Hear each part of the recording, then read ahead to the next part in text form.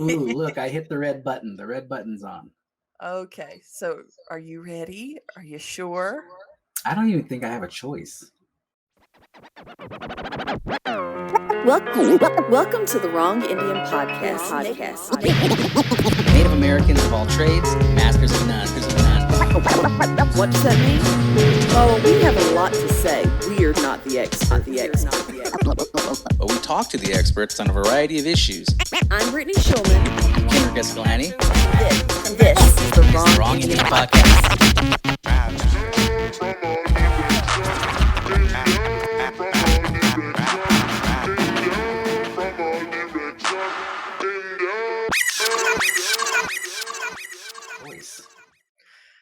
Life is full of choices. Welcome back to Season 2, Episode 7 of the Wrong Indian Podcast. I am Brittany Schulman, and I'm hearing feedback. Are you hearing any feedback on this? No, ma'am. Okay, cool. As long as it's just me, then we should be all right. Well, quits como ventive. I'm Kenrick Escalante.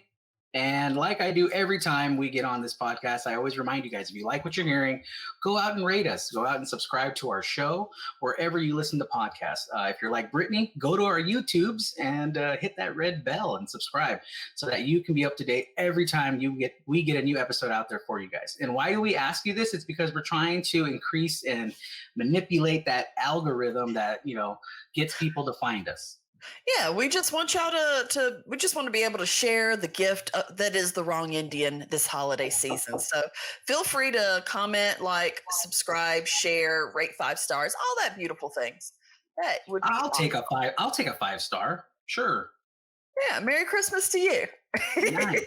Or Happy Hanukkah, Kwanzaa, whatever your thing is. Whatever floats your I would say boat, but maybe it's a raft. I don't know. Canoe, maybe? Maybe a canoe? A walker? Who knows? Awesome. So we're jumping right into our segment that we do every episode, which is What Are We Watching? And Kenrick, I know you haven't watched a whole lot, but you've caught up. So tell us, what are you watching? Oh man, I tell you what. So here's the deal. The deal is like, you're right. I've been so busy, I haven't been able to watch anything, but I've been given some vacation time and I have been watching TV like mad. So like, obviously, you know that me and my family, we're obsessed with The Mandalorian. So brand new episode just hit. And you know what? I'll tell you this, where we are in Mandalorian, we're excited because the previous episode like blew the roof off what everyone was waiting for. Because if you haven't, like I told you before, I don't know if you're catching. Is this a spoilers moment? So let's just say spoilers-ish for folks. You know spoiler, how people are. Yes. You know how people are. Because if your head is in the sand, I don't know why you don't know this, but so again, season 2, Mandalorian, he's on a quest to send the child back to his people. And so the people that he's referring to is the Jedi. And so right now he's on the hunt to find a Jedi to give this child back to. So he's not looking for the Yodis. He's looking for the Jedis now. Right, he's looking for the Jedi. That's the only because at this point, that's the only Yodis that we know. Right. Okay. Yeah, and in this timeline, Yoda's already passed on. So Yoda's gone. Yes, this is after. This is after the second Death Star, right? The first Death Star. This is where I have confused these timelines so much. Okay. So continue on. So Yoda's gone. So like it's literally not even, it's like, because people call him Baby Yoda, like he's not Yoda. Like he would be a relation of his species. You know what I mean? So anyway, the whole gist is cousin, because if you're part of a small tribe like us, everyone's your cousin. Hey, who knows? Maybe he's a reincarnation of Yoda. I don't know. But anyway, I'm not getting into all that. But the thing is, he's on a quest to go find the Jedi. And so if you're following along during the summer, they told you what new casting was going to be in this season. And so all you nerds like me, I mean, for God's sakes, I'm wearing a Mario Brother t-shirt right now. I am a super nerd. I love this stuff. We heard that they casted for Ahsoka Tano. Now she's well, technically she's not Jedi, but she's Jedi. She was Jedi, but she left the Order. She is the Padawan to Anakin Skywalker, aka Darth Vader. Yes. And so in this timeline, she's alive and well. And so we knew that we were going to get a live action Ahsoka. So every Star Wars nerd is so excited. And the episode prior, they announced the person you're looking for is at this planet, and her name is Ahsoka Tano. And like everyone went nutso. It was like on the internet, everyone was like, "Yeah, look, it's happening." You know what I mean? So we went into this episode thinking like, "Oh man, this is it." I mean, even like my boy like woke up and he's like, "We're gonna see Ahsoka. We're gonna see it." And you know, we're like, "Yeah." And then so we watch it, and of course, in typical like soap opera fashion, like they didn't even mention her. Like they didn't even show her. It was a bumper. like they had to do like a side story, you know, like, "Oh no, the ship's broken. We need to go over here and go visit." Oh, that's making it a series versus a movie. You could just done this in a movie, right? Right. Exactly. So I mean, Mandalorian, the movie. Right. So they're expanding the story. So again, no, did we see Ahsoka in this episode? No, but you know, we're getting closer. And that's really cool. So yeah, that's what I've been watching. The other thing I've been watching too, I was able to binge watch the entire season is, and correct me if I could be wrong, I think it's season 4, but it could be 5. Season 4 of The Queen on Netflix. The Queen? The Queen is amazing. I look, forget it. I never thought about it, but my wife got me into it. She's like, because she loves the royal family. She loves that whole story. The Queen or the Crown? What? Is it the Queen or the Crown? Because well, see, there you go. That goes to show me. He must be talking about. I saw it in the document. I was like, oh, he must be talking about the Queen's Gambit. And then he said season 4 of I'm talking about the Crown. Yes. Oh, so, yes. Yeah. Okay. So my ignorance. Yeah. The Crown. I'm watching The Crown. I mean, she's the Queen. So I mean, she's whatever. So for me, like, and if you've been watching it too, like, did you watch this season? I'm not on season 4 yet, but I've watched every season up to this point because I'm also an Anglophile. Okay, so again, I don't know how I can tell you a spoiler. I mean, this is real life stuff. Like it's already out there. It like legit happened on TV. No, during our lifetime. But go ahead. Okay, so here's the deal of this season. So they've already transitioned. So like as you know, like season 1 and 2, it was the young queen, and so the whole cast was this really young cast, and now they've transitioned from season 3 and 4 where they're now basically showcasing the children, and they're showcasing an older queen, and like right now we're in it basically covered like 11 years, like during the Margaret Thatcher era, and Prince Charles' relationship with Diana. So this was the season they introduced Diana into the season. And you know what, I'm gonna tell you this. So I went into this with season 3 when they introduced Charles, and I enjoyed that season where I'm like, okay, I get it. He comes from a really messed up family, and he's just trying to like build his own name. So in season 3, I really like respected Prince Charles. And then they transitioned into this season. No spoilers. This is the relationship between Charles and Diana. It's pretty public knowledge. It's pretty public knowledge that was a train wreck. But what I appreciated was that they showed like the behind the scenes drama of it, like how it was straight up like they just arranged that marriage, and like, you know, he totally was never he was always transparent, like, look, I'm into Miss Parker Bowles over here, and this is my lady, and she's already married with kids, but like they never hit it, and they just kept it going. And then you got, you know, little young Diana, naive Diana, who just falls in love with a princess. Or a prince, I'm sorry. And he was an older man at that point. I mean, he was late 30s, 40s. Yeah, he was. She was 22. I don't think she was 22. I think she was 18. Oh yeah. Well, she was 22 when they got married, because again, she was super young, super young. And I remember being a 22 naive young girl in love with older men. I mean, that's a phase I went through. Man.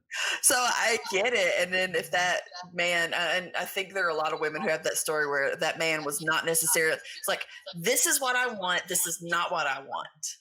but I want this, though you're coming over here. And it's like, no, that's not happening. So what I thought was great or funny, my wife probably doesn't. It was because like she loves the royal family. Like she's really studied them, and not just like just the queen and her kids. We're talking like in depth. She's been in it, and so I'm watching it and I'm like pissed off this whole season. Like I'm like, God, I hate Charles. Charles, this guy's a douchebag. Like I'm like really just mad the whole time, and she's just sitting there like, well, obviously you don't understand his background. Like, obviously you don't realize that he comes from a messed up family. I'm like, no, I get it, but that doesn't give him the excuse to treat Diana like a pet. You know, like she's literally just like something on the side. And then how the jealousy that he has for her because she was beloved. She was instantly beloved, you know? And so like the way they showed it and the way the actor who plays Prince Charles, he did such an amazing job to show his jealousy, you know, and his like blindness to like, I don't care about your feelings. It's about me. I'm going to be the next king, you know? So I dug it. I dug watching that.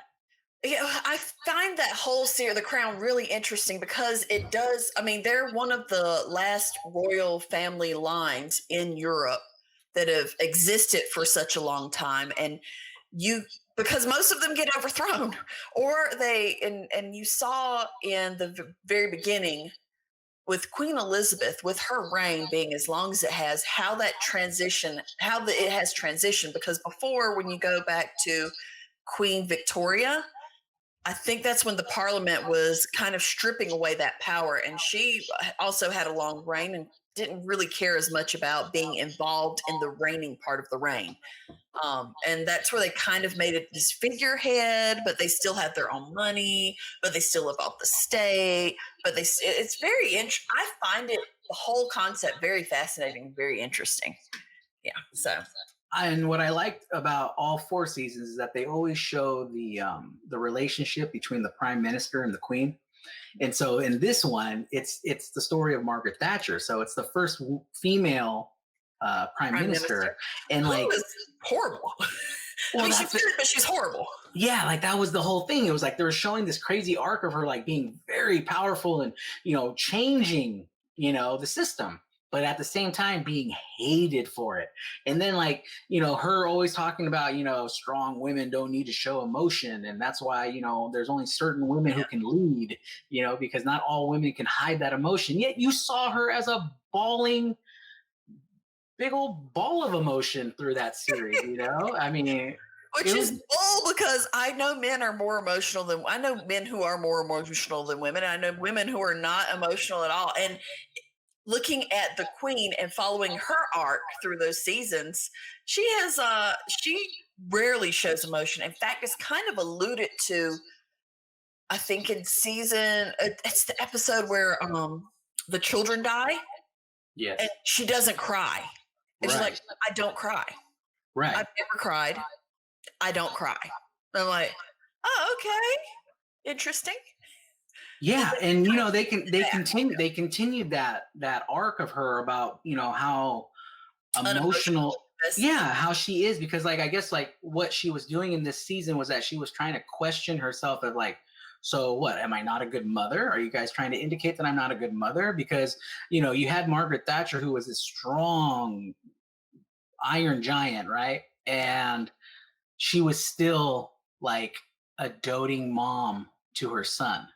And she had twins. She had a son and a daughter, but they were twins. And she could care less about her daughter. She was just obsessed about her son, you know?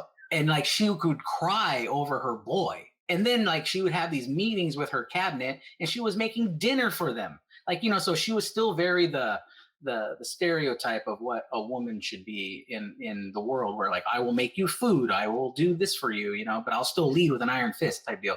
Where the Queen was like, I don't know that. Yeah, I don't do that. Like, no, I don't do that. I don't have emotions for that. Yeah, exactly. Well, there's this, there's a interesting, I've been doing a lot of research for school and stuff on women leadership and women in power, and particularly in the indigenous models and the American model, because the American model of a good worker, the ideal worker, which is the term, is that they're, up all night. They'll do the emails at 1 o'clock in the morning, late at night. Like right now, they'll come in early, stay late, and they're committed to the company or the corporation or whatever it is. Versus the good mother ideal is doting on their children, their emotional investments caught in their children. And those two are always opposing each other, so that you can never actually be an ideal worker and a good mother in the American mindset frame, which is completely not true, because I don't know about you. My family, the women in my family have always been workers and have always worked. Yep. And even the only one I could think of that didn't actually work was my great grandmother, but she managed the household. And I don't mean that she managed. She didn't actually do the dishes or any of that. She managed. So, but they were also good mothers. And I've had conversations with my mom, because my mom's not a warm and fuzzy kind of mom. She's not a come here, let me hold you and cuddle you kind of mom. But my mom's a good mom. And she would always say, I'm not a good mom. I'm not a good mother. It's like, no, you're just not that maternal warm fuzzy thing. You're actually a really great mother. I think so anyway. So there's that kind of, so I can see how putting those two side by side would be very interesting. Oh, it's so good. And like, here's the big takeaway for me about all of it. X-Files fans, Scully is Margaret Thatcher. Not Gillian Anderson. Yeah. And like the transformation is phenomenal. Like you would have to really look at her and be a real strong-hearted like Scully fan and be like, that's Scully. But she's so, like, they made her look so frail and so thin. And I will say that the costuming, the makeup people on the show do such a good job making those characters look like their real life counterparts. Absolutely. Yeah, exactly. So, the iconic Thatcher hair and all of it was just so cool. So yeah, I was watching that, and then so I'll get off of the Crown. Sorry, not the Queen, the Crown. But the last thing I've been watching this week, and it just came out this week. Animaniacs are back. The Animaniacs are back, and they're on Hulu, and I'm just like, oh my God, it was so brilliant. And what's awesome about it is that they're so aware that they've been off air for 22 years. And they're so like how they were back then. Like they're so like on topic, and they even talk about how they're supposed to be on topic. Like, so like the whole, like just the way their humor is built is so amazing. And like, it shows, like, I won't get into it because I don't want to spoil everything, but like the whole gist is that this first episode that I watched was like them explaining where they've been for 22 years. Where has Pinky and the Brain been for 22 years? And what are they still trying to do? Take over the world. And so, I love it. Yeah, it's just so awesome. And I can't wait to binge watch more of it. I would have, but like, I needed to rest so I could be able to do this today. So I'm totally my children don't know, but we're about to watch Animaniacs, because I love their show, and I loved not only how on top and current event they were, but also how they would bring in the literary elements, how they bring in different musicals, and they arc it throughout the whole episode. My absolute favorite was when they did Les Miserables, and it was, oh shucks, I forgot the name of the dog. The little the cat with the dog. Yeah. I'm catching myself. Again, it's been 22 years. I forget. I know, but I vividly remember that that they use the music. So like I was like, oh, because I'm a musical theater geek and I love that stuff. So I remember that, and then how they were so punny and reference so many things. And Animaniacs is one of the most, I believe, and truly in my heart, it's one of the most clever cartoons that was out during our time. So yes, not only are they hinging on my nostalgia, now they're rebooting it for this particular era. I am down. Those poor kids don't know. Oh man, I'm so excited. And like what was cool, what I really dug about it was like the opening sequence, right? The opening sequence is basically it's the Warner Brothers and their sister Dot, right? And the first thing they say is like, we need to be conscious about the first words that are going to come out of our mouth. We got to be able to appeal to our new audience, but at the same time, we can't like alienate like, you know, our old audience. So like, we have to prove that we're not your father's cartoon, you know? And I was just like, you nailed it. You so nailed it. Cause like, that's exactly what this like whole thing's about. Like, I'm going to be watching it, but I'm also going to be sharing it with my kids because my kids probably have no clue who Animaniacs are. It's Rita and Runt. That was the name of the cat and the dog. Rita and Runt. I had to look that up because I was like, it's going to bother me. I know it started with an R. And so, like, you know, it is on Hulu, so you can binge watch it. You can watch the whole series, and I haven't done that yet, but I'm excited because there better be stool pigeons. Because the Good Feathers better be part of this. Yeah, the Good Feathers. My God. Oh, my God. Those guys are my dudes. So I'm excited. But yeah, that's what I've been watching, and I feel like I've taken over this whole segment. So it's okay because I am still going to jump back into the Masked Singer. Oh, okay. I pegged the spoilers to the world. I pegged the serpent, and I knew he was going into the finals. That was going to be Leslie Odom Jr. No, my friends. No. He was unmasked. Turns out it was Dr. Elvis. For those of you who don't know, Dr. Elvis was the singing surgeon on YouTube or whatever the things that people watch. He has the voice of an angel, and he's a surgeon. So it was, I was both, that was one where I was like really genuinely like, what? You? And because the serpent this whole time and all of his, he's done a range of performances, and he's done, he's really turned the song and worked with the song. So I knew that this was going to be someone who was a Grammy nominated professional singer level. Was not. It was a person who sings on the other side and is an actual real doctor. I was like, oh, that was so I was very shocked by that and very excited. I was very sad to see him leave because I really wanted to see some more. And he was so into characters. He was always doing this. He had little tentacles. If you look at them, I love their costumes. He had little tentacles on the back that would do this, and then he would slither. It was so cool. So let me ask you this, like, because I haven't been watching it. Was Bob Saget one of the singers? Yes, unfortunately. He went off immediately. Okay, because I saw that on TikTok. I saw that some of his like, you know, TV daughters were like, I know that voice. I know who that is. It's so, yeah, was it that bad? Yeah, it's Bob Saget. And you know what? There's usually comedians, and I don't quite understand the science behind it, or if there's a science behind it, but they're actually the ones that do like impressions and things can sing too, because they can hear the pitch and stuff. And yeah. He got through it. Did it? What song did he sing? I don't remember. It was that forgettable. It was that forgettable. So other than The Masked Singer, what are you watching? I Can See Your Voice, which is apparently the baby of The Masked Singer. I think I explained this last, that you have this contest where you have 6 different kinds of people, whether they're a tennis player or a church choir director or whatever.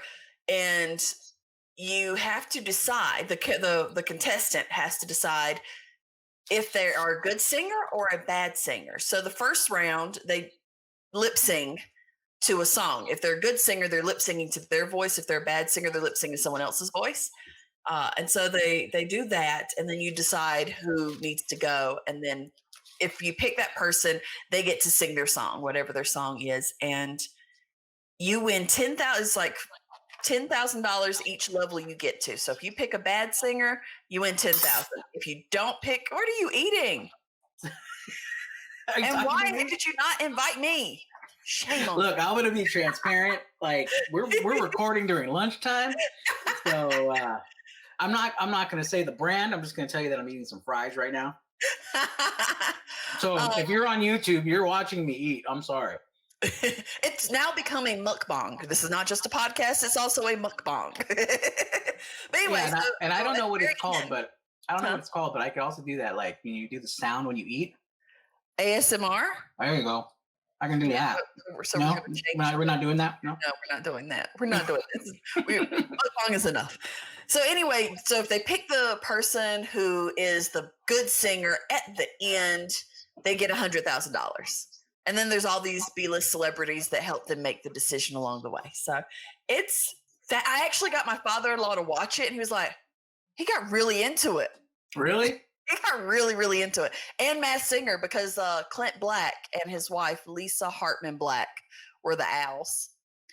And so he was like, this is really good. I think I'm gonna watch this more.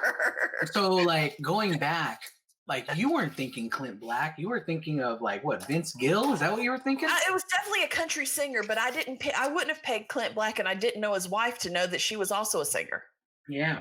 But she's not known for that. She's known for being an actress. So I got her 411 from my father-in-law. It's like, yeah, I didn't know she could sing. Because he's also a country singer, so he really enjoyed that. So I understand that you're also watching The View.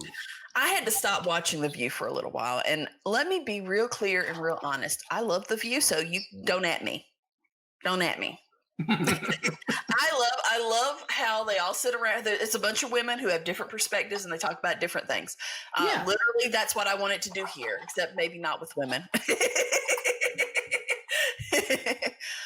That's my goal. If that show's on, I would love to be on that show. Yeah, I've noticed in the past couple of years. Perspective. Yeah, I've noticed in the past couple of years there's been a lot of controversy with those women and their opinions, as if they can't have them. What's up with that? Yeah, I don't know because it hits Whoopi, it hits Joy, and then it hits Meghan McCain, who, bless her heart, I love her and I hate her. Really? Yeah, I mean, she's an example of privilege. She's an example of privilege personified. And so what bugs me about her in particular is not necessarily her conservative views or her inarticulate way of explaining conservative views, or even her articulated way of explaining her view. It's that thing, and this is over and over, it doesn't matter to her until it becomes personal, until she has an interaction with it. And for example, she did not believe in healthcare for all until her father had cancer. Right. I was like, but isn't that society though? No, it shouldn't. You should not. You should be able to hear another person's position and be able to empathize with that position. Agree or disagree, that's another different thing. But you should be able to hear and see. And there should be a person should have a variety of people in their circle. Yeah. Yes. So that tells me she didn't have a variety of people in her circle who could tell her or explain their personal experiences, you know, their view. Yes. See what I did there? Ooh, branding. During the election, I just had to stop watching it because it just was too much election all the time. Something. I mean, it was everywhere all the time. Yeah.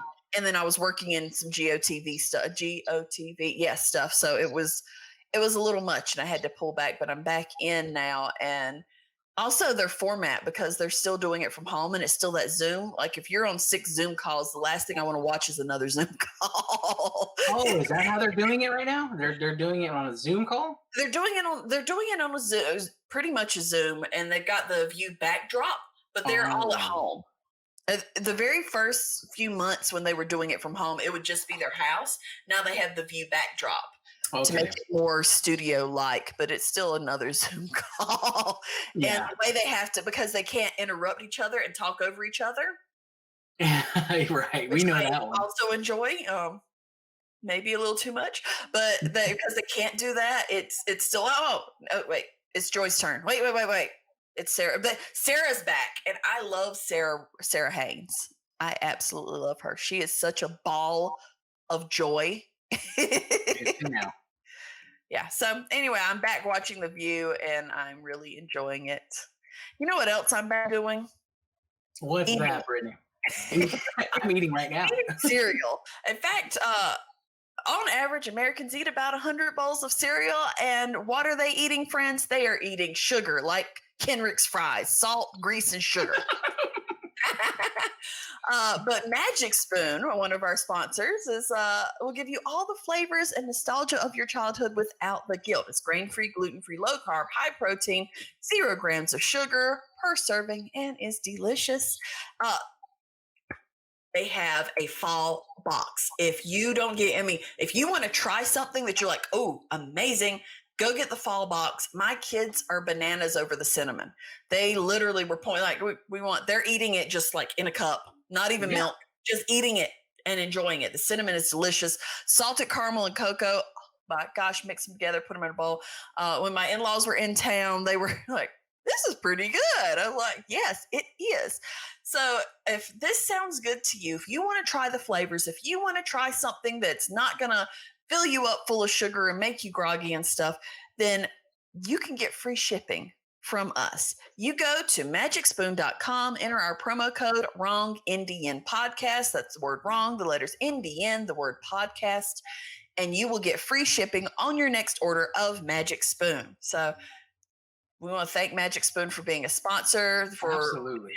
This whole time that we've had them on. They've been really, really great. So go get you some free shipping from Magic Spoon. Get some good cereal, especially since, we're about to enter into one of the biggest eating holidays that there is.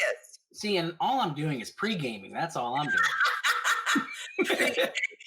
Yeah, like I've thrown away the concept of eating right at this point. Like I know what I'm getting into next week. So, yeah. Well, and that's what we want to talk about this week is Thanksgiving.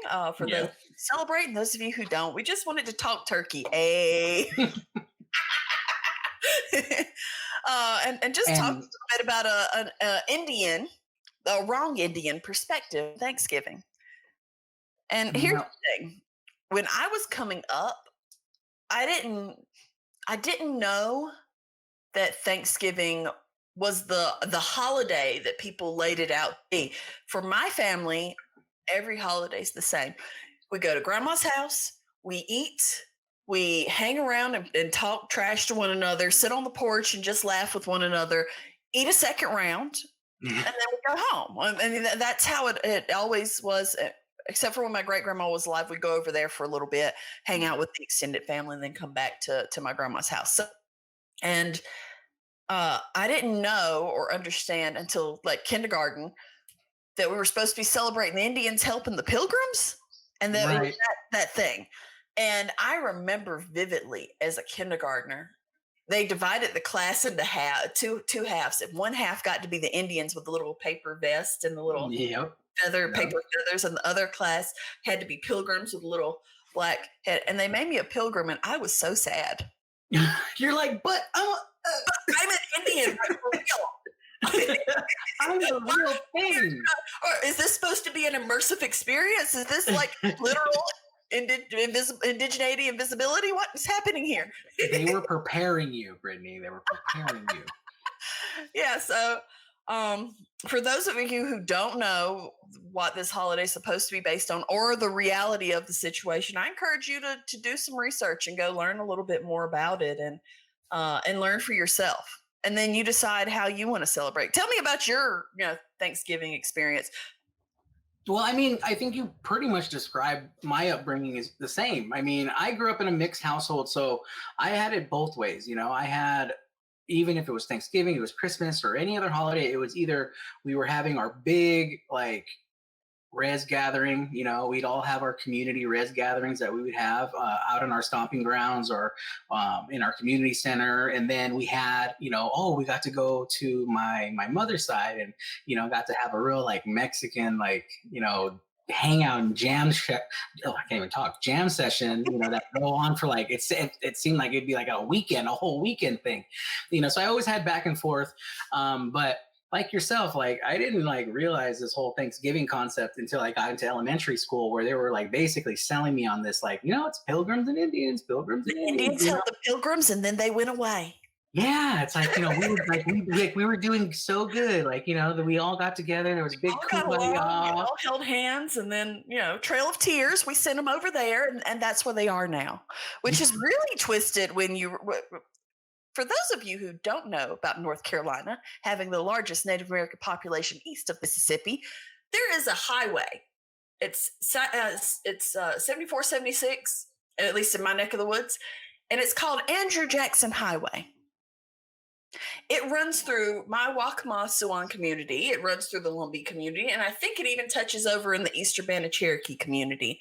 And let's just be, that was the actual Trail of Tears. That was the trail. Yeah. I live with it every day. I had to cross it to go to the grocery store.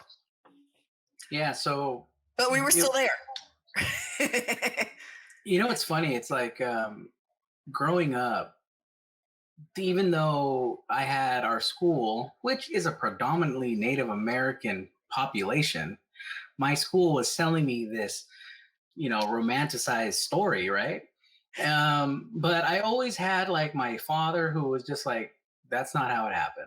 Like, that's not the real deal. Like, this is not what we should be celebrating. And so as I got older, like as soon as I became, you know, like a freshman in high school, like I started learning like a whole bunch of the truth. Like to me, like I tried to be like, you know, like I was like Neo from the Matrix. Like I needed to learn more, you know? So I was like completely realizing like, wait a second, this was a massacre?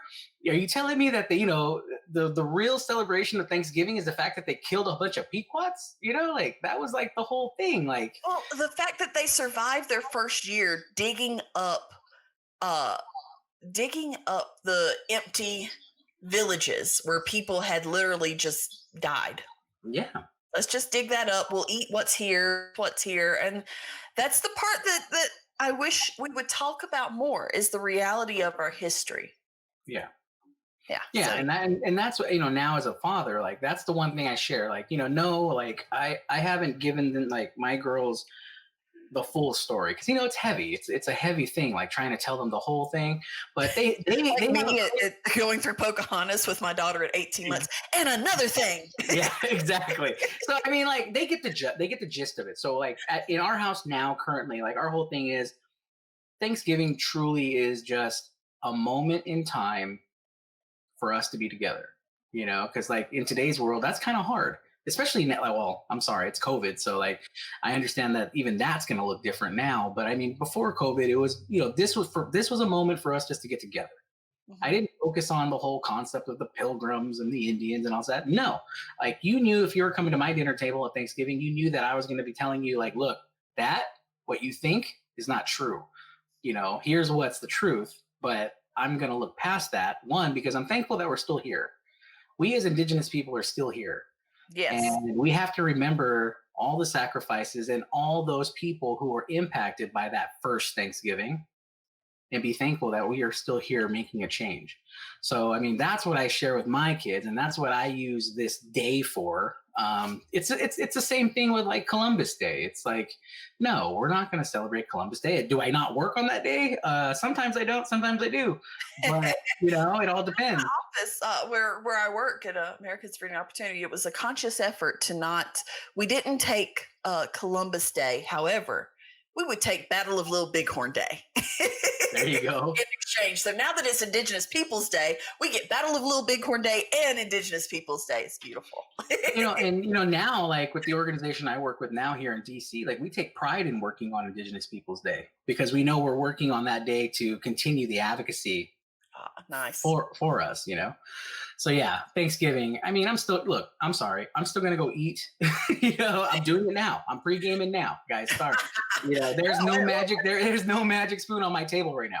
What is interesting, and what we would talk about, we didn't necessarily talk about the massacre or the history of our brothers up north. What we talked about was turkey, Indigenous, the beans, the corn, Indigenous, the cornbread, right. Indigenous, all the foods that we love and eat, potatoes, Indigenous, all the foods that we love and eat on that day. And frankly, for my household, it was every holiday, deer hash, all of that.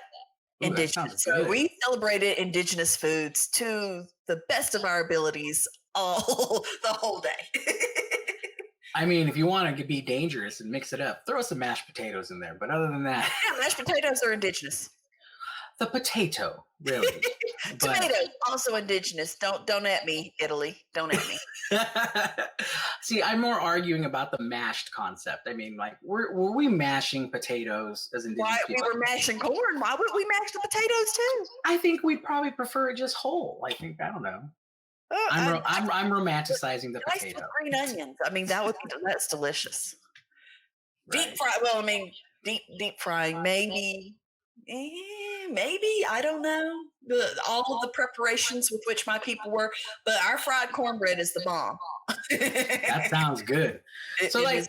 I mean, look, at the end of the day, if whatever reason or for whatever way you and your family celebrate Thanksgiving, that's on you. I mean, just be you, do you. I mean, as far as us, my household, it's a remembrance, and it's also um, it's a way for us to know that, hey, we need to keep going, just like we've always been. We just need to keep moving. And just like how you mentioned that highway, I mean, I couldn't imagine, like, you being on that highway, especially if you had a commute on that highway. It'd be That like, was my commute for many, many years. exactly. So, like, it's like those type of things where you have to, like, be on those commutes and be like, this is why I need to keep moving forward. Like, it's because of that, like, like that anger you probably get from it. Like, I know I mean, and North Carolina loves to claim him. I mean, he's disputed between a couple of places. I'm like, why? I mean, why? Mm-mm. Why do we have to have the worst of the worst? So anyway, I roll big and hard. Well, like me, I know what I'm going to be doing. I know that after Thanksgiving, I need to get my act together. So I'm going to have to stop eating these delicious fries right here, even though they're indigenous because they're potatoes. I'm going to have to stop eating those. I'm going to have to put down the soft drinks, and I'm going to have to get back into, what do they call that? The new year, new you, the same old thing they do every year. But no, that's usually my go-to. I usually, like, after Thanksgiving, I try to, like, okay, I'm going to get back on the horse and lose 5 pounds to gain it back at Christmas. Absolutely. Like, I'm totally, like, I got to pretend I'm Santa, I got to eat the cookies. So, but what I do, and what we encourage all of you, our listeners, if you're looking to get healthy and you need some help doing that, we have our sponsors at FNX Fit. So if you want to go to fnxfit.com, look at what they have. Like, Brittany uses a variety of their products. For me, I just use their creatine right now because I love it. Why? Because it gives me all the recovery I need after my workouts. So not only do I feel good when I'm working out, it's more important to how I feel when I'm done. Like, when I wake up the next morning, if I feel like trash, it's like, do I want to do this again? Do I really want to do this again? But that creatine helps my muscle recovery. So that's why I use it. And you can use it too. All you need to do is go to fnxfit.com, and we have a promo code, which is wrong Indian, the word wrong, the letters NDN, and you get 15% off on your entire order. So, if you're looking to get that rebound, like I'm going to, especially after Thanksgiving, or you're just living that perfect life like Brittany right now, get on. just get up. It's hard to stand on. just hit up our sponsors. That's fnxfit.com. Our promo code is wrong Indian. And guys, remember, the reason why we're constantly promoting these people, our sponsors, is because they help us, give us an opportunity to continue to do what we like. And we like to create content for you. So if you can, go out there, be a supporter, go get yourself some Magic Spoon cereal and get yourself some supplements from fnxfit.com. And by helping our sponsors, you're helping us. So thank you so much. We appreciate every little bit. And that's what makes us happy, right?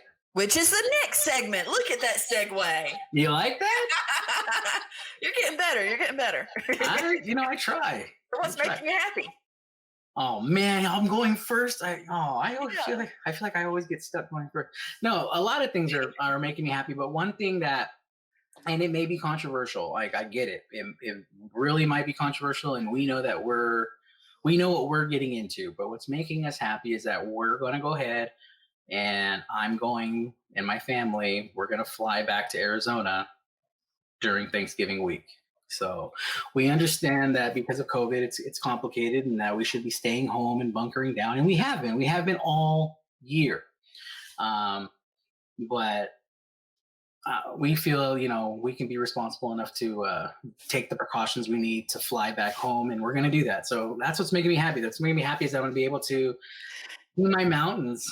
Yeah, that's the thing. Yeah. I mean, the closest thing I got to home in the past year was somewhere around New Mexico, when I got to be around New Mexico, and I was like, oh my God, these purple mountains, man, all this beautifulness, like I miss it.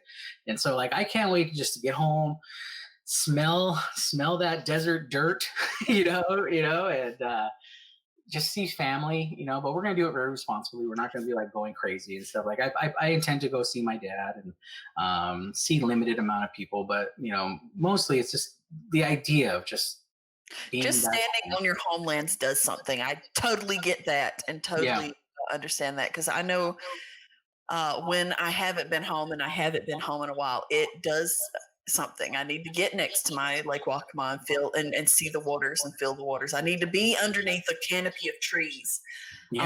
Because that's your homelands are your homelands. And I am very fortunate, actually. New Mexico's gone back down on a 2-week reset shutdown.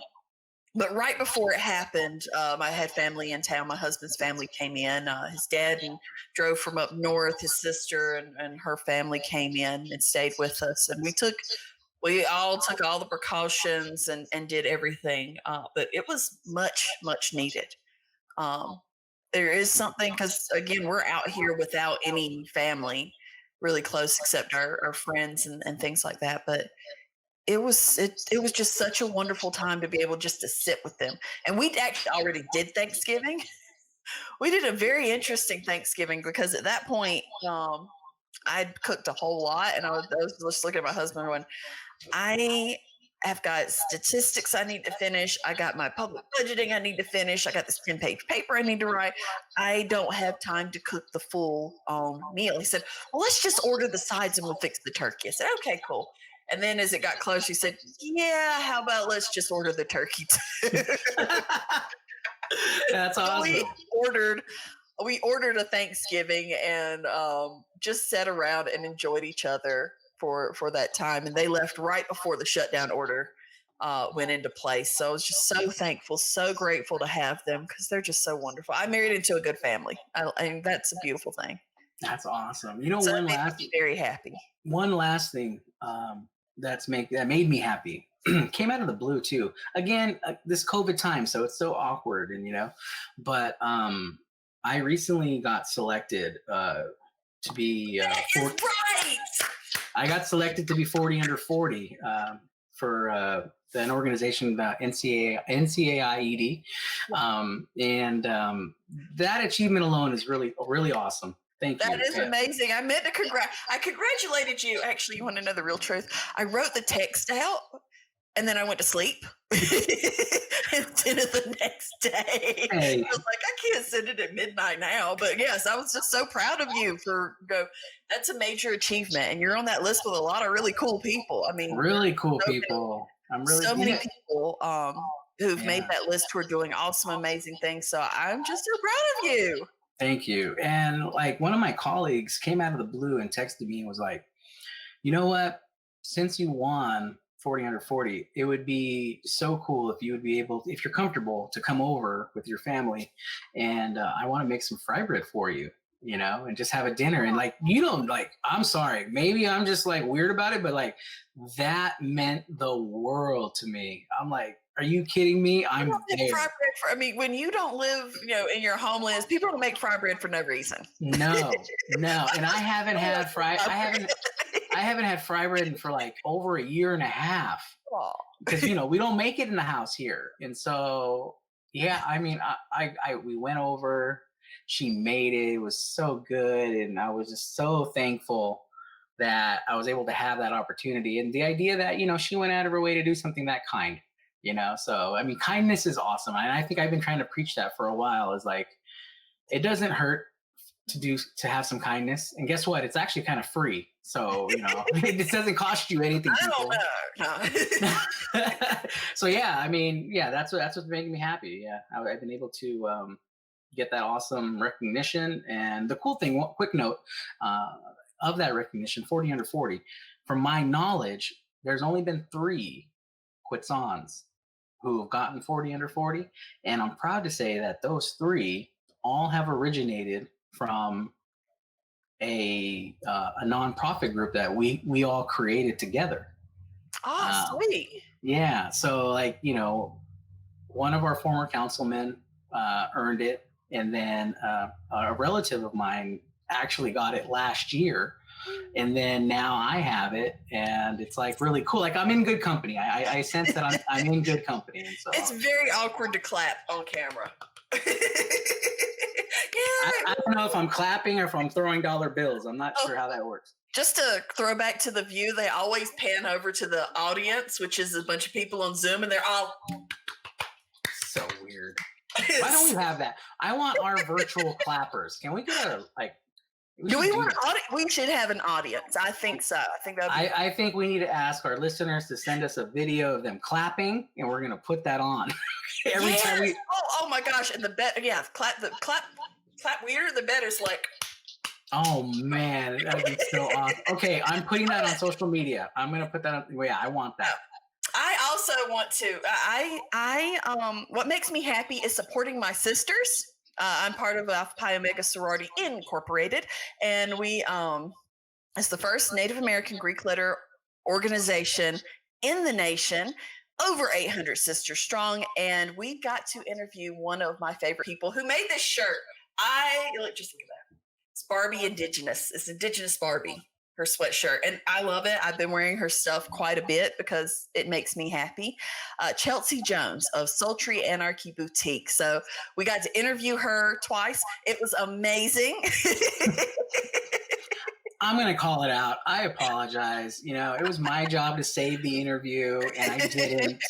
So she was so gracious to come back on again and let us interview her again. And I really think the second interview was the better interview. It was so fun. The first one was she was either our first or second interview, and we were still getting in our groove. So we're in a groove now. Yeah, we were deer in headlights, But yeah, no, this interview was so fun. She has an amazing website, people, sultryanarchy.com. You're going to hear me talk about it during the interview, but I mean, it was just really fun to get to know Chelsea and to get to know how she created this business that we know as Sultry Anarchy. Yeah. So I hope you enjoy that. You can continue to follow us at Wrong Indian on Instagram. We've got our website. You can also follow us individually. It's Brittany Schulman. And if Kenrick, Mr. 40 under 40 wants to share. You can follow me at KJ Escalante everywhere. So I hope you enjoy the interview, and we'll see you again soon, friends. Bye. Bye, guys. Have a good one. Welcome back to another segment of the Wrong Indian Podcast. I'm Kenrick Escalante. And I'm Brittany Schulman. We'd like to welcome you to just our series that we've been doing all year long, and it's How to Dress Like an Indian. This is where we interview native brand owners about their brands, and that's so we can learn a little bit more about their business while giving us an insight on how to dress like an Indian while supporting a native-owned business. And today we are interviewing one of my favorites, Chelsea Jones. She is from Sultry Anarchy Boutique. She's Squamish as well as Filipino and Coast Salish. She loves to break beauty standards, especially being a plus size Indigenous beauty that she is. After wrestling with not being able to find the things that she wanted, she created her own fashion community with Sultry Anarchy Boutique. And I am wearing, and I don't know if she knew how much I love this sweater, but it's the off the shoulder waffle sweater. And you know what? I did a little story on this. The best thing about this is these sleeves. I mean, they're beautiful, wobbly, and then mom mode. Bam. See, I would totally wear one, but no one wants to see my shoulders. Well, do you have shoulders? First of all. Also. Gosh, shoulder boulders. What are you talking? I'm also wearing the hoops, which I love to call them my AOC hoops, but they are pretty amazing and just elevate any outfit. So I just want to say thank you so much, Chelsea, because I'm loving everything that's coming from your boutique. So let's welcome Chelsea Jones to the show. Welcome, Chelsea. Hello. How are you? Good. How are you guys doing? Awesome. So before we get into our big deep dive of our interview with you, let's get to know you a little better. So we're gonna play a game. If you're down to do that, we're gonna play a game called This or That. Basically, I'm gonna give you two scenarios. You let me know which one you prefer, and if you could, let's elaborate on it. All right? Okay. Sounds good. And you know what? I just had one of these this morning, and so I'm quite interested in what your take is. Bagels or toast? Ooh, I'm a bagel girl, like through and through. But if you put up, because I'm such a millennial, if you put avocado on my toast, it's like game over. Like I will eat that like for every like meal. And I'm super. So I guess I could go with toast because I love avocado toast. And so usually I make it like because I like spice. So I like put the what is it called avocado and then like egg and then I put sriracha and then everything but the bagel seasoning. And there it is. So good. Yeah. Yeah. That's like my favorite breakfast. I will eat that like every time of the day if I can. See, what you did there is you still got to have your bagel flavor, but you put it on the toast. See, that's cleverness. Yeah. Two in one. I just had an everything bagel this morning. I mean, they're so good. So good. Well, I guess the next question then kind of ties into it too, but maybe not. Salty or sweet? Ooh, salty. I'm not much of a sweet tooth. That's mainly my sister. Like she loves everything sweet. Plus she's a baker. Like she's a cookie decorator. So she just and cakes. Wow. She's an at-home baker. She actually has her own business as well. What? Natives do what, Brittany? I know, right? Yeah. So my business, Sultry Anarchy, we just had our 1 year in September. And she made our birthday cookies for that. It's on the Instagram. And they were just so cool. But back to the question. I like chips. So like salty anything is like my favorite. That's my downfall. Yeah. So yeah, that's like my favorite. I'd rather snack than like have sweets. I don't know. It's just not my like cup of tea, I guess. I mean, side question. Though. Sweet and salty. Do you like your coffee sweet and salty, or do you just like your coffee? I know Brittany likes her straight black coffee. I do. Yeah. I have to put like at least a little bit of creamer in it. But normally it's like it's pretty dark. Like, and I only drink iced coffee. Also, I don't like. Oh, you don't like hot coffee? You would see. That's definitely millennial vibes there. Iced coffee and avocado toast. I mean, there you go. Yeah, right. Maybe I'm not a millennial. We're not, Brittany. We're not. Oh, well, I'm not. I'm a dinosaur. You're slightly older than me, sir. I am. Millennial vibes. God, I want those. I'm like at the cusp. I'm at the, cusp. Zennial you. Go ahead. I know. And that's like a Washington thing is coffee. So like. Oh yeah. My parents used to have coffee roaster, but they don't do that anymore. They used to have a coffee shop also. Really? So I'm like. Was it a drive-through coffee shop? Yeah, they had a drive-through, and then they had like a walk-in. Yeah. So, and then my cousin, she owns a coffee shop like right down the road from our house. That's awesome. That's there's just like coffee shops everywhere. You are a whole family of entrepreneurs. I did not realize that about you. That's so cool. Yeah. Natives do what? They work and they're entrepreneurs and they own their own stuff. Excellent. Yeah. Yep. I mean, what I love about Washington is, man, think about it. Like, nationwide, you think of Starbucks, right? And there's a Starbucks in every corner. But when you go to Washington, the home of Starbucks, screw that. What they have is they have drive-through coffee on every block. And I love it. Yeah. It's so cool. When I was going to college, I didn't like the coffee at all. Like in New Mexico, I don't know. It was just my coffee like snob self. Like I would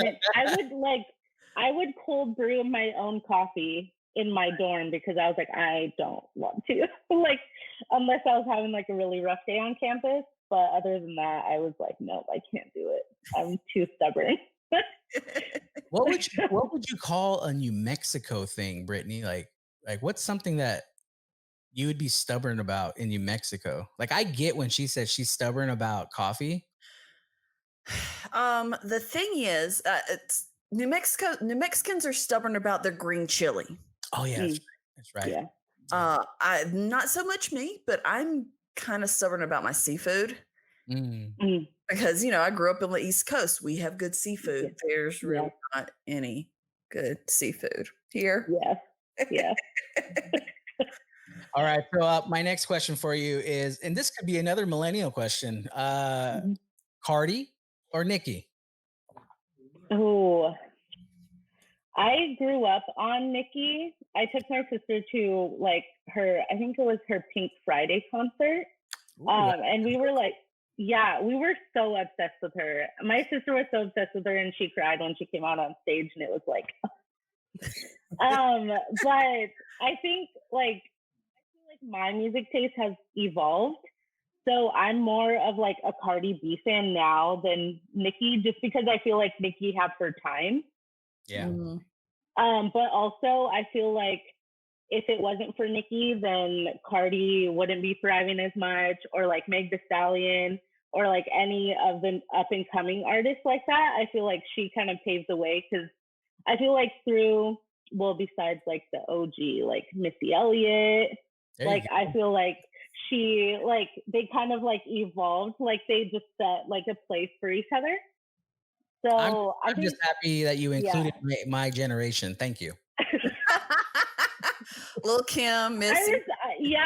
I listen to them too. Like I grew up listening to them Yeah, man. as a millennial. So yeah. Oh, I think with Nikki, the thing that people have beef about when you talk about Nikki versus Cardi is Nikki actually writes she prides herself on writing all of her lyrics and stuff, whereas Cardi point blank says, "I'll write them and what." Mm-hmm. Yeah. Yeah. So I think, but she's a personality both of them are personalities in and of themselves. Are pretty amazing. Yeah. Yeah. Cardi B did predict the presidential election, though. I really appreciate her political stances. Her political stances are the best. Washington, Arizona, Pennsylvania people. Read between the lines. She was right. She was talking. Georgia. She was talking. There's no G in WAP. Oh. I just got the joke. Oh my God, really? Oh my Lord. Oh, that's awesome. That's a good one. I need more coffee. Yeah. So check this out, Chelsea. Okay, so this one's actually right up your lane. Okay. Online shopping or in-person shopping? So, because I'm a shopaholic, I do both.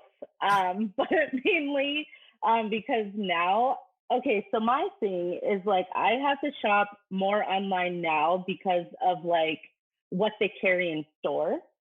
I feel like now, like they don't carry a full variety of things, like even sizes. Like I don't feel like they carry like every size in the store. It's only like a select few sizes. And so I would rather just like go online.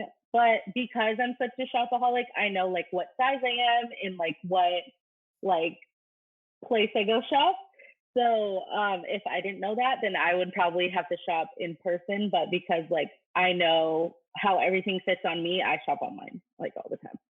There you go. That's like my thing is like online shopping. My parents are like, "Really, Chelsea, another package?" I'm like, "Oh, it's for me. Sorry, guys." I am currently trying, and I won't give them a plug, but I'm doing an online box, like where you can get like a box of clothes and it comes every month. Oh yeah. Subscription box. Yeah. Yeah, there you go. And so like my wife is doing it too. And the thing is, like, my wife is nailing it. Like, she like, cause they ask you all these questions like, what's your favorite? What's your size? What's your height? All this stuff. Yeah. And like, I don't know, she figured out her formula because like every month something comes in and it looks amazing. And I got my first box. I mean, I was like, okay, I'll keep the shorts or something, like I feel like, okay, they haven't figured me out, or I'm just not being honest. I don't know. I'm an enigma. I'm not too tall, I'm not too short. I'm pretty much the box. So I'm trying to get it to. I don't know. Maybe I'll get something good out of there. Okay, so my last question. Then get into the good stuff. Indigenize or decolonize? Oh, that's a good one. I think I'm going to go with Indigenize because I feel like we are past the era of like decolonizing. And I feel like as Indigenous people, we adapt to like what is happening around us. So I feel like everything we tend to like indigenize it. And I think that's the coolest thing ever. Like, you know, like the thing like that happened on CNN, like the something else thing, like Absolutely. there's so many, like not even hours later, like people were hustling hard because like not even hours later, there was like t-shirts and like hats of like something else and like memes everywhere. So I feel like indigenizing everything, like even indigenizing like the workplace or like entrepreneurship or TV, like, or even like how you carry yourself. I think like indigenize through and through. Like that's my like thing. I always try to like indigenize everything that I do. So people know like, oh, she is Indigenous. Like when they see me, they're like, oh, Chelsea's Indigenous. Like it's not like a question. Yeah. And you know what? And that's the basis of this entire series, how to dress like an Indian. We're not trying to tell you how to dress like an Indian at all. Yeah. We're just providing this perspective of like, you know, we do indigenize ourselves, and what a way to do it is through our clothing, you know, support native brands like yourself. And it doesn't have to be those overt put teepees or, you know, the medicine wheel on it. It could be this, which is, I think is super cute and super cool. Yeah. I don't know what's happening out here. I have no idea.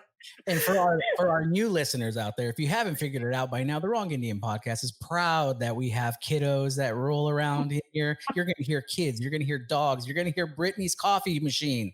You'll always hear something in the background. Because we're a very sophisticated setup with my mobile studio. But now that we have all of your hot takes, we just want to get to know you a little bit more and find out a little bit more about what drew you to business and why you do what you do. And actually, I want to start with a hard question, not really hard. Yeah. But what are some obstacles that you've experienced as a Native woman business owner? Because we just had a conversation, Kenrick and I, about the systems that are in play. So what are some of those systems or things that you've encountered being a business owner?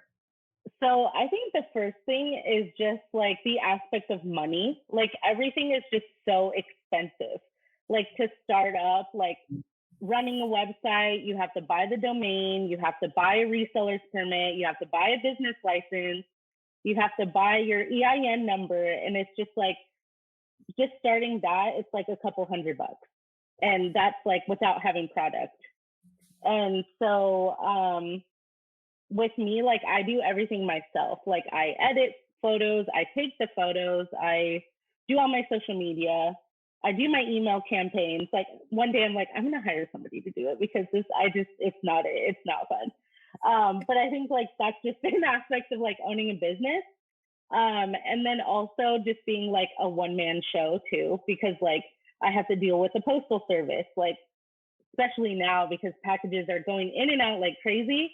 Like a couple of times people have lost packages and I'm just like, oh, I'm sorry. Like it's, and then like for me to have to refund, it's like a big hit on me, like my business, because we're so small. So I'm like, oh, if the UPS loses like a $50 package, then I have to like spend or give them back like the $50, which I don't mind because I mean, stuff happens. But usually I'll just like send them, you know, whatever they lost. But now I got smart and I started getting insurance. So if they lose it, then it's on them. It's not on me anymore. And then just the aspect of like promotion. So our biggest promotion that I'm dealing with right now is Black Friday. So I've been getting like new arrivals and just like prepping for that. So that's been like a huge thing. And then also having to work my normal 9 to 5 on top of that. It's just like, it takes a lot of dedication because I was talking to my sister the other day and I was like, man, like, I'm just so burnt out. Like, I'm so tired. And she's like, you just got to keep going. Like, you got to keep going. And I was like, okay, fine. Like, but I did take like my self-care day. Like I took one day off of work and I'm like, I'm not working today. My boss was like, okay. But like, I just figured out like I have to find the balance of like working all the time, especially with like all the stuff that I'm doing. But I've like figured out like, okay, well, you need to take time for yourself because you can't fill from an empty cup. And Exactly. so I think that's the biggest thing because like I'm just so passionate about it that like I think about it like 24/7. Like even at work, I'm like, oh, this is a cool idea. Or like I have like a notebook that I write in, like it's huge, of like all my business ideas or like promotional ideas or like people I want to collab with. And so I'll like just write it down on like what I want. And so I think the biggest part is just juggling like my time with family also, because my mom's like, I never see you. And I was like, yeah, sorry. Like I'm always on the go, like doing something. And so, yeah, I think that's the biggest thing is just like, oh, lost my headphone. The biggest thing is just like staying motivated. Right. I think like that's the hardest part, especially if you have to work like a 9 to 5 and it's like, even like I feel like I'm not as passionate about my 9 to 5, but I need it in order to like keep my business like progressing. Yeah, and I don't think people. I think sometimes people forget that entrepreneurs, especially native entrepreneurs, Mhm. you know, we all have that 9 to 5. You know, Yeah. so it's only rare where you know someone has completely went all in and they're doing it. You know, just on their own, Yeah. and that's a struggle. I mean, it's hard. Yeah. I mean, it's even hard right now. Like you know, we have our podcast, but we have our 9 to 5s. You have your Mhm. you have your 9 to 5, and Yeah. all the craft makers out there, all the online entrepreneurs out there, all those coffee makers in Washington. I mean, Right. they all have their 9 to 5s, you know. So like that's Mhm. why we always like have to support each other, you know. Like that's why we need people to listen to us. We need people to buy from you because Mhm. we're trying to make this our dream, right? We're trying, Yeah. you know, and so without that support, it gets hard. So I totally get what you're Mhm. coming from. But Yeah. so with all that, with all those obstacles that's in front of you, what made you start from the beginning? Like what actually made you wake up one day and say, "Oh, Mm. Sultry Anarchy, there we go. That's a thing." Yeah. It's so funny because it evolved actually over time.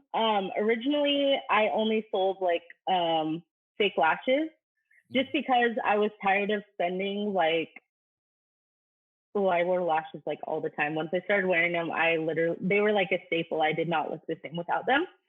So like I was buying like drugstore, like the higher end like drugstore lashes, but they're like $10 to $12, maybe even more than that, like 20 a pair, and they would only last me about a week. And I was like, that's like How does more that than my work? coffee. Yeah, I was like, that's more than my coffee budget. So, Don't be messing with um, your coffee budget. right? That's what I'm saying. As Brittany inhales her coffee. Yeah. So like basically you like just go to a drugstore and then they have like the certain kind of lashes. Mhm. And I feel like when you put things on your eye, like you can feel if they're like not comfortable. And so like a lot of the time they would like scratch my eye or whatever.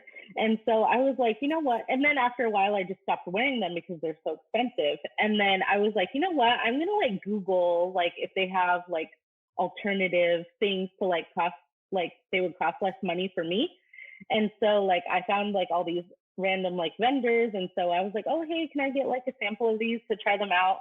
And so like I went through about 8 or 9 like different vendors throughout like a year before I even started my business. And I would just like wear them out and I would give them to my friends because I was like, oh, these are like cheaper than like what I'm wearing now. And so then we would just wear them out and people would be like, oh my God, where'd you get those? And I'm like, oh, they're mine. And they're like, those aren't yours. I'm like, they're mine. Like I would be like, they're mine. And so then after that, and I was like, I can make some pretty good money off of this. And so I started my business and then I started selling lashes only originally. And then I like that did really good. So then I was like, you know what? Like I like accessories too. So then I added accessories and then I was like, I'm into like graphic tees and stuff. So then I added that. And then I was like, you know what we need is clothing. So then I added clothing, and that's where we are now. And so it kind of just like evolved over time. Awesome. Yeah. So and forgive me if you don't, but and I don't know these things, but Yeah. are there magnet eyelashes that I hear about? There are. How does that work? So I guess you use. I don't use them because they kind of freak me out. But Yeah, I mean the concept freaks me out too. I mean, I'm just yeah, a magnet on my face. right. Especially on my eye, I'm like, no, I can't do it. And I wear glasses, so I'm like, what if they like, like, what are your glasses? Like that would scare me so bad. But basically, how they work is like there's like some magnetic something in like the eyeliner glue that they use. So they like put eyeliner glue on and then they stick the lash on, but it was just too complicated for my liking. I don't know. I heard about them and I was just like, how does that make sense? I don't get it. Yeah, so many people ask me, they're like, you should bring those. I'm like, girl, if I don't wear it, it's not, I'm sorry, it's not going to my shop. Like, you can go somewhere else, but I can't do it. Yeah. So I want to know about the name Sultry Anarchy, which is just, I'm a word person, and that just is amazing. It's amazing 2 words to put together. How did you come up with that name? Okay, so the name, I feel like owning a business, the name is like the hardest part to like figure out what you want to do. And so like that was my biggest, another one of my like biggest stumbling blocks was like just figuring out a name. And so I was actually at work, and so I was like, I had like some free time, so I was like, you know what, I'm just gonna like go on the internet and like play with different words that like I kind of like. And so like when I think of sultry, I think of like the indigenous glare. Like that's like what I think of. It's like, it's like scary, but it's like kind of like alluring at the same time. Like it's kind of like cool, you know? And and so I was like, oh, I like the word kind of like, I like sultry, that sounds cool. And so then I decided to pair it with anarchy because I feel like Indigenous women are just so badass, like in every aspect, even if it's like subtle or like, you know, they're like out in the streets, like protesting, like activist type. I just feel like that's who they are. And so I decided to just pair them together. And that's where it came from. Yeah. That's awesome. Yeah. I mean, I think that name, I mean, you're right. It's so hard to create a brand. Yeah. I mean, that's what it is. That's what it boils down to is like, what's my brand? What are people going to identify me with? And Sultry Anarchy. I mean, I don't even need to know what you sell. I was just the name alone makes me want to go, well, what is that? Yeah. You know what I mean? So and then you go onto your website and then you see all the amazing things that you're selling. So it's pretty cool. So you mentioned Black Friday. I'm kind of curious, as an online entrepreneur like yourself, how do you deal with Cyber Monday? Oh, it's like, I feel like it's like a week-long thing. Like last year was so chaotic, and like I felt bad because I ran out of space. So like I had to use like our living room portion because we have like a downstairs living room and an upstairs living room. And I was like, sorry, Mom, I'm moving in here. And like just there was just like packages and like packing material and everything. And like I was like, I'm sorry, but it was like more exciting for me than it was like, oh, I'm like taking up all this area. And so like I think the biggest part is just like staying consistent, because like when people buy from me, like I try to like ship their stuff out in like a timely manner, like even the same day or like the next day, depending on like when they what do you call it, when they like order. And so for Black Friday usually is when I have to like re-up on everything, because I usually have like really good deals going on that I don't have like all the time. And so like this year I plan to do it that my Black Friday deals are different from my small business Saturday deals, which are different from my Cyber Monday deals. But my Cyber Monday deals last that whole week. Just so I know like a lot of people can't get out and like shop. with like all the COVID and everything going on. Right. So I just plan to like make it more convenient, I guess, for everyone. And so I've just had to like buy a lot of like promotional materials to like put in packages, like packaging things, stickers, all that fun stuff. So By the way, what a awesome website you have. oh, thank you. For you guys who are listening out there, sultryanarchyboutique.com. That's where you can find all her stuff. Sultryanarchyboutique.com. And so we were talking about branding. And you know, I'm a designer by trade. So when I see cool stuff, I have to ask questions. Yeah. What made you what created this concept for your icon, your logo?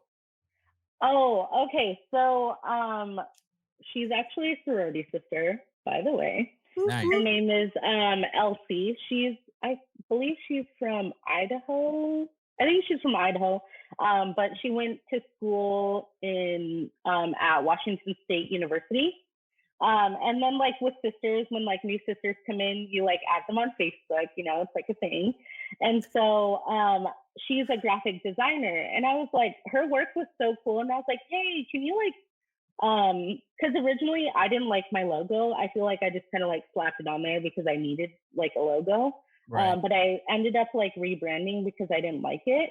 And so anyway, so I got with Elsie, and I was like, hey girl, like I like DM'd her on Instagram, and I was like, hey, like, welcome to the sisterhood, blah, blah, blah. And I was like, I own Sultry Anarchy Boutique, and like, here's my website. And I was wondering if you can draw a logo for me. And she was like, oh yeah, sure. Like, because I am Cree as well. Like I'm Cree also. And so like, I love the floral design. Because we come from floral designs, and right. And so I gave her a picture, and I was like, hey, this is like a picture that I have. And so she did it herself. I was like, you have free range. These are the colors that I think are cool. And she just went for it. And I was like, oh my God, I love this. And so then after that, I just branded everything. I think it's beautiful. I yeah, mean, it's I so don't see it, but if you don't have that on a shirt yet, I don't know what you're doing. Yeah, I don't think I have it yet. No. You need that logo by itself Yeah. on the shirt. Like I would totally, Right. my wife Yeah. would totally wear that. That'd be so nice. Yeah, that's what I'm thinking about doing it pretty soon.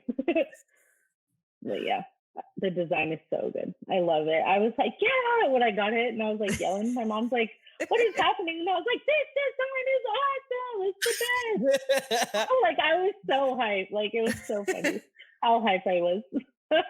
Yeah, for those of you who don't know, both Chelsea and I are sisters of Alpha Pi Omega Sorority Incorporated, which is the first Native American Greek letter organization. And that's really how I know Chelsea. I was there when she joined the sisterhood. And yeah, I am always amazed at how awesome our sisters are. We have over 800. Wow. So there's a lot of Native women out there doing some really awesome things that we hopefully will be featuring very soon. But yeah, so as everything I've been watching Chelsea, she don't know, I've been watching Chelsea from a distance. So everything she's been doing, like, that's my sister. Look at that. That's so good. So funny. Yeah. Oh. I mean that all I have is a sisterhood of traveling pants. So that's all I got. The sweatpants. We probably have that too, honestly. Yeah, they're sweatpants. That's what they are. Oh my goodness. Hey, Chelsea, one question we like to ask everyone we sit down with is, what advice would you give a tribal youth or any youth who would be interested in pursuing something like you're doing? Because I don't know if like hearing your backstory, I wasn't 100% sure if you just, you knew that you were going to do this, or it just came out of necessity. Like, I think it was, like you said, like you realized you wanted something your own way, and then you figured out, oh, I can make that into a business. So what advice would you give a young person who would be like, maybe I don't know what I want to do, but hey, that sounds cool. How do I get started with that? Yeah. I think my biggest advice would be to just do it. I know for me, like I grew up super shy, and so I was like very like timid on doing things or like showing like my personality or like who I was. And so like for me, I would say just do it. Like there is so many opportunities out there for people. I grew up in like an entrepreneurialistic like type family, so like Yeah. so like my family was just like, oh, like we could do this, or oh, if you need help, like we'll figure it out. And so like I've just always grown up with that. But I know like for a lot of Indigenous youth, they didn't grow up with that, or they may have actually, because I mean, like, you know how many bead workers there are out there? Like there's so many. Yeah, like the red hustle that's is real. right. And so I feel like you were born with it. Like you were born with that hustle and that drive. And so I feel like you just have to find like what you're passionate about to do. And I've had like a couple people come up to me and like ask me like, oh, well, I'm sorry, like I don't mean to bother you, but how do you do this? And I'm like, no, like I'll give you the step by step, because I had no idea what to do. And like, why should I like just hold on to the wealth when it should be shared with everyone? Like, that's just my thing. Like, I'm just so willing to share. Like, I might not, you know, hold your hand through it all, but I'll be like, hey, you should do this, this, and this, because I mean, nobody did that for me. Mm-hmm. And so I would just like, you know, if you want to do it, do it. Yeah, I think mentoring is so important. I mean, because like you said, you didn't really have that, but you kind of did, though. I mean, because you had that family connection, and again, you know, you get raised with just, you know, sometimes like I know I did. I grew up with an environment that was mentoring me the whole time, but I never thought of it. I just thought it was just living, right? And so, you know, and so we have res hustle in us because we have that relative who was the beater. We have that relative who was out there, you know, creating their own food booths out there, you know, their own little trailer where you can get your haircut done, and you know, just living that life on the res. Like people just did what they had to do. And to be honest, that's just entrepreneurialism the whole time. My mom, I was talking with her about it, and she said we've always had to be entrepreneurs because for a long time we weren't allowed to be part of society. So particularly in the South, there was with segregation, there was the white community, the Native community, the Black community, and the Native community, and we couldn't go to the white community to get what we need. We couldn't go to the Black community to get what we need. So we ended up just creating it ourselves, and that really expanded our economy as Native people. And so being able to see how it looks now with so many Native people being online and providing different services, different goods, different products, cute hoop earrings. I mean, I'm just super stoked about it all. Yeah. And we have to keep promoting that, you know? I mean, I remember as a kid, the weirdest thing, and tell me, I don't know if you guys, let me know if you guys have the same experiences. Like I grew up, when someone would like have a little pop-up stand or something, people would be like, oh my God, too much. Look at this person with their pop-up stand. But then realistically, it was like, no, they're practicing, you know, their inherent right, you know, to be awesome. And if only we realized, like, they were just giving a lesson. Like, you know, you have two choices in life. You can just sit down and do nothing, or you can make it happen. And so, like, you know, that person who's out there selling the burritos out of their car, you know, the person who's like trying to make their own, like you trying to sell your own lashes, you know, you're now an example. And without you even knowing, you're a mentor, because there's going to be people who are going to ask you, even your own peers, they're going to be like, how are you doing that? Yeah. So that's awesome. Yeah. Like I have a lot of people like reaching out to me like, oh, like that's cool. And like what you're doing. And so I feel like even like any small like business that I come across, I'm like, ooh, I should probably buy something. So like, just because I'm like, oh, they would do that for me, so I'm gonna do that for them. And so now like all of my beauty products are Indigenous owned beauty products, like my makeup palettes, all of that. And then I have my own lashes. So I'm like, do I need to go to Ulta? Not as much as I used to. And like, like with clothing and stuff too, like I just think that like the Indigenous hustle is so real, and like we've just like grown up with it. And I think like it's just something cool, like so cool to see like all these brands expanding. And so like, since like all of these people like decided like, oh, I'm going to go for it. Like there's all of this stuff that we don't have to go to mainstream stores for anymore. Like we can buy indigenous, and that is so like, that's just so cool to me. Like that's like everything, like jewelry, lashes, makeup, clothing, like everything. I'm like, oh, I can buy that from here. Like I don't have to go coffee. Like I don't have to buy it from like major retailers, because I can just buy and support an indigenous owned business. Because I feel like we're not just like supporting like a big corporation, we're supporting like someone buying their kids clothes or like putting food on the table, or like I think it's just like the thought of like what the money is going towards. If that makes sense. And I feel like a lot of people don't think about that as often.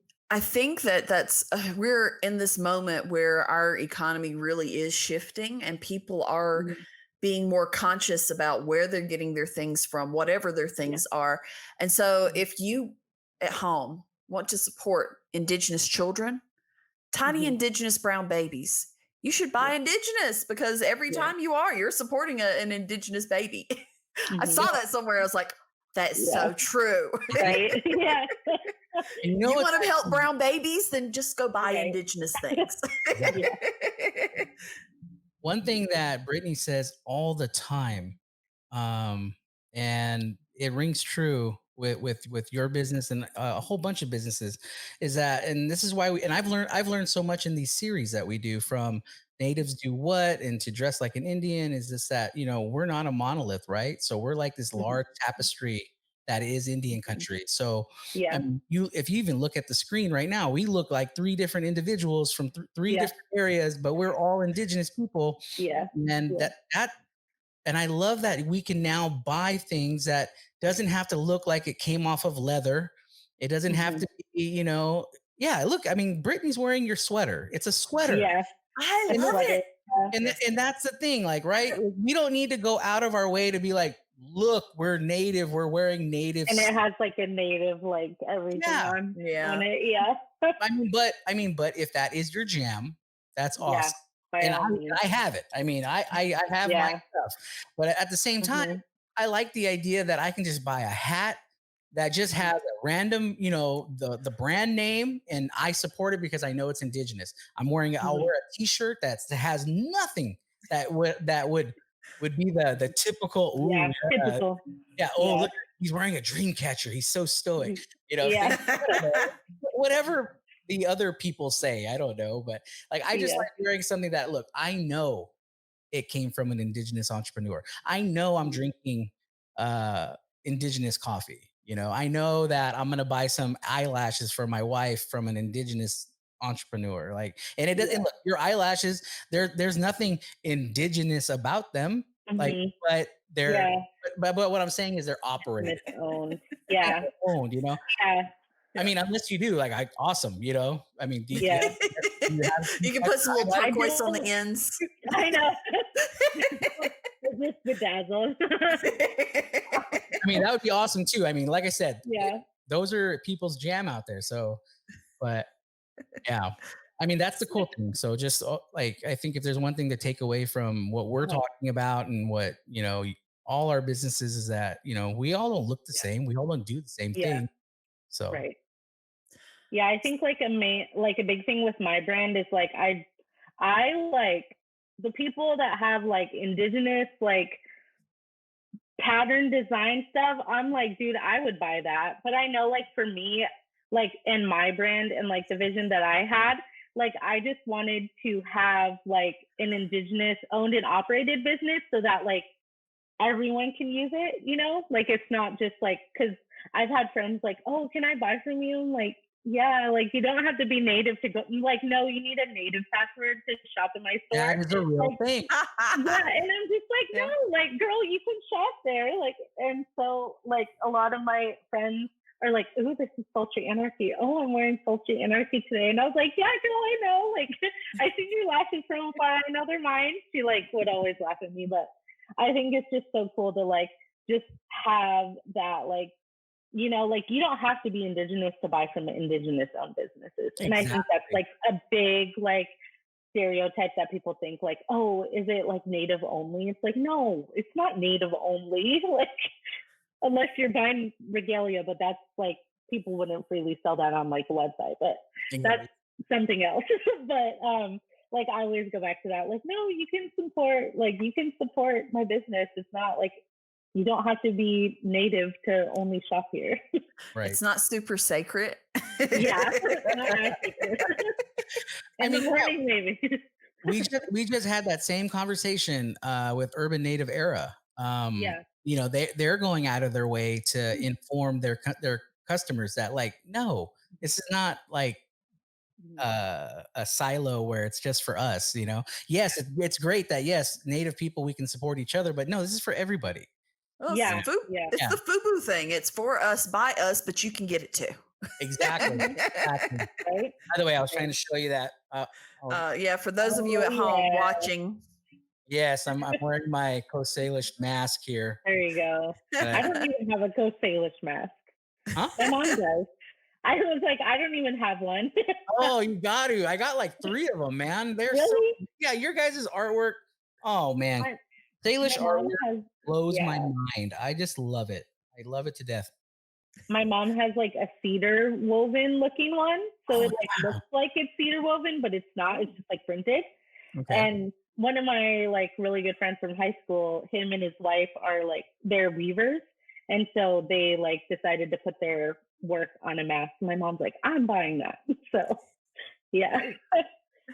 Awesome. So any questions or last question, I can't read today. Do you have any tips? I think we kind of covered it already about how to dress like an Indian or anything you want to share around that? Yeah, we're actually finishing off this particular series. We saved the best for last. So anything you want to share with the folks? how can we indigenize ourselves? Right. Yes. Right. I think for me personally, like I am very like modest in how like I decide to indigenize a lot of stuff. But like I was saying before, like if people look at me, they're like, oh, she's Native American. Like they can tell because of like my beadwork or like a scarf or something. But like if I go to fashion shows, it's like game over. I will like fully like deck out in like my ribbon skirt and like fancy things. But I feel like indigenizing yourself is like how you make it. Like I know for a lot of people, they like the full like native print thing. But I know for me, like I like to accessorize them. Like I'll wear like a cool t-shirt or like a pair of earrings and I feel like just wearing anything that's indigenous is indigenizing anything. Like especially like in the workplace, because I work as like in an office job. And so like I'm not allowed to be like, here, like they like go against like if you wear like they call it colorful patterns, like we have to be very like monotone clothing. I work for the government. That's HR. That's an HR. Yeah, I know. They can't suffocate your indigeneity. Right. And so like I'll just feel like wearing my earrings or scarf and and so I work for the Indian Health Service, which is even more kind of one of those, but whatever. I love bureaucracy. There you go. I was like, that's well said. We get it. By the way, we love you. Yeah. Thank you for all the amoxicillin. I appreciate it. Thank you. That was like, I didn't say anything. So, And ibuprofens. yeah, a lot of the ibuprofen. All the ibuprofen you could want. Oh, man, this is where we got canceled, guys. This is where we're on. I know. I was like, oh no. We love you, IHS. Seriously, we really do. We love it. So everybody out there, we have, we've been talking to Chelsea, and if you want to know more about her, visit her website. It's sultryanarchyboutique.com. It's such a fun website. I love it's refreshing when a website can just be fun. And this is a fun website. As soon as if you're a first time clicker, that's what I call it, a clicker. If you're the first time person going onto the website, she greets you with an awesome smile. You can see her personality, it just pops right on the screen. She even gives you 20% off right when you see it, first time buyers. Yeah. Then everything about her everything. It's just colorful. It's bright, just like yourself. And that's refreshing. I really like that. So, and you can see her handle. You can probably see her on social media at Chelsea _Ann16. And the Sultry Anarchy? Yes. Instagram, what's that one? It's at Shop SA Lashes on Instagram. And then on Facebook, we're just Sultry Anarchy Boutique. And for all our listeners out there, we're going to put all that information in our show notes down below. But Chelsea, it's been awesome having you. Yeah, thanks for having me. We definitely did save the best for last. Yeah. And do you have any upcoming events or anything that you want to share, or anything that you want to let people know about? So we are going to be dropping some new arrivals next week. We just got some new clothing items in, so I get to do all the background stuff for that before I put them on the website. But during Black Friday, we're going to be doing $5, $10, $15, and $20 sales. So there will be like items in each category for people that like want to shop for like their significant other, like a white elephant party or whatever. So we'll have just like a whole bunch of items for that. And then, That's really stay tuned. smart. Yeah. So, and then there'll be like other sales going on through Black Friday and Cyber Monday. I just haven't dropped them yet. So I'll just have people go look on the Instagram yet because I haven't fully decided. And then we also have a coupon code for anyone that listens to you guys. So they get 20% off as well. It's Wrong Indian. So it's like just your podcasting. Nice. That's all we got going on.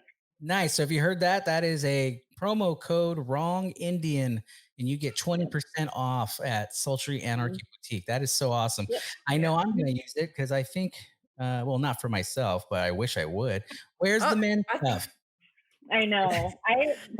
You know what's funny is my brother keeps asking me. He's like, "Where's all the man stuff?" I'm like, "You haven't even helped me, so calm down. Like I'm working on it." I'm not even like all of this. I'm like, okay. I'm not mad because I really do enjoy everything that you have up there. You've got some lipsticks that are coming that are out already. Yes, I was. I don't know why masks are a thing now, and I want to wear lipstick. So here we are. Yeah. It's because someone's telling you can't. So you really that's very probably true. I would just wear this logo on a shirt. I'm telling you, you put this on a shirt, I'm buying. I need to put it on the shirt. Yeah. I'm gonna have people asking me, what's that about? I'm like, hey, what is that? Go to the website. Come on. Yeah. Yeah. That's what you should put. You should put your website on the shirt too. That'd be awesome. All right, guys. That's Chelsea Jones. I know we can probably keep talking forever, but it's Sultry Anarchy Boutique. Thank you on behalf of the Wrong Indian podcast. Anything you need to say, Brittany? No, thank you so much, Chelsea. I appreciate you coming on, and again, I'm just a fan. I'm just gonna fangirl because I am a fan.